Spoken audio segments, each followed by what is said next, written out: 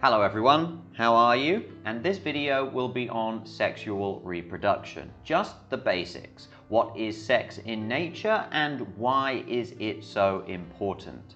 There will be a follow-up video on human reproduction, and in that we will talk about some of the social and cultural problems around sex, but in this video we're going to look at sex in the animal kingdom in general. First, a little bit of biology background on what makes creatures. Hopefully you have some idea of these concepts. Humans and all living things are made of cells, the smallest unit of living matter. There are many different types of cells and they have different jobs in the body. The instructions to control these cells are found inside the nucleus, the center of every cell, in a special chemical called DNA. DNA is a special chemical because it can store and read information, but this code can change, and mutations in the code and natural selection can cause the DNA of a species to change over many generations, and this is the process we call evolution. So, from the point of view of your DNA, you are just a machine for making more humans. That is all you are as far as your DNA is concerned. So, how do we make the next generation? How do we make babies? Well, to make new creatures, we need new DNA combinations. Humans and many other species do this by using gametes. Gametes are special cells and they come in two types, male and female. So you have male gametes and female gametes. Gametes must come together to make a new organism, and the coming together of male and female gametes is what we call sexual reproduction. Many animals use sexual reproduction, but not all animals. Some species, like bacteria and some plants, use asexual reproduction, like cloning or budding. Asexual just means without sex. That's what the A means at the beginning of the word. Let's take a short sidetrack on asexual reproduction. It is not the important topic in this video, but knowing a little bit about it will help you understand the difference between asexual and sexual reproduction. Sexual reproduction is much slower and harder to do than asexual reproduction. A bacteria can create many new generations in just one day. One bacteria divides into two, two into four, 4 into 8, and then 8 into 16, 32, etc.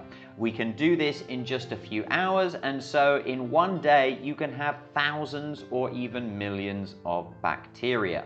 So why do many species use sexual reproduction if it's much slower and harder to do? Well, asexual reproduction has a few downsides to go with it. First, there is low variation. We do not make many new DNA combinations. All of the children are the same as the parents. This is a problem because a disease or a change in conditions can wipe out a whole population very, very quickly. Mutations in the genetic code can also build up. You must remember that mutations are almost always a bad thing. They do not give you superpowers, they destroy your genetic code so it cannot be read properly.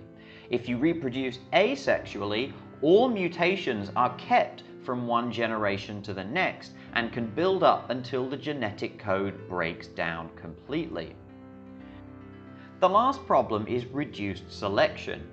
Evolution works by selecting members of a species with good survival traits. It does not actively choose them, but if you have good survival traits, you will have more children, and more children means more children with that trait passed on to the next generation. This is how evolution works, and if there is less variation in your genetic code between generations, that means fewer new traits come out and there is less chance of the species improving. And again, I put that word in quote marks because what is improvement really? It's not something we can pin down that precisely. Asexual reproduction still works fine for many species, but most of the more complex life forms on Earth all use sexual reproduction to avoid the problems we mentioned above. So, sexual reproduction, as we said, is bringing gametes together, and this means their owners often, although not always, need to get very close and pass genetic material across, and this is called sexual intercourse. Not all species need to use sexual intercourse. Some sea creatures just release their gametes into the water and hope that they meet up somewhere in the deep ocean. This is sexual reproduction, but it is not really sexual intercourse. Sexual intercourse is often called sex for short, and it is the act of the male and female creatures bringing their gametes together to create a new organism. All gametes carry half of the genetic material for a new creature, so they need to come together before they can grow into a baby. And this is why gametes are special kinds of cells. They carry only half the genetic code of the male or half the genetic code of the female, and when you bring them together, you have a completely new combination. Before we go on, I want to focus a little bit on animal gametes. There are many types of sex, as we briefly saw above, and many types of gametes. But humans are animals, so we will mostly talk here about animal gametes. Let's have a look at the two different types of animal gamete.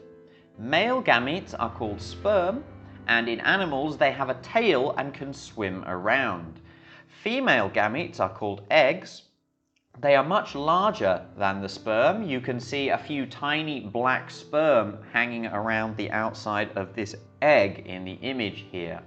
But when a sperm and an egg come together, then you have a process called fertilization. Animal sperm, once sexual intercourse has happened, will race to find the egg, and when they do get there, only one sperm can get inside. Once one sperm is inside, the egg goes through chemical changes so no other sperm can enter.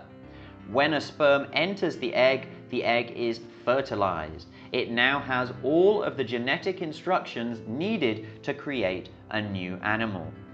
If the conditions are right, the fertilized egg will develop into a fetus and from there hopefully develop into a new organism. It's important to remember that in the early stages of fertilization, the one cell divides into 2, then 4, then 8, etc. And if anything goes wrong at this very early stage, the fertilization can fail. This is why couples who have a new baby are often told to wait until 3 months before they tell their friends. And that is our video on sexual reproduction. I hope you found it interesting. If you did, please leave a like or maybe share it with a friend, and you can subscribe to My EP Science to keep up with all of our other science videos. Thank you very much for watching, and bye for now.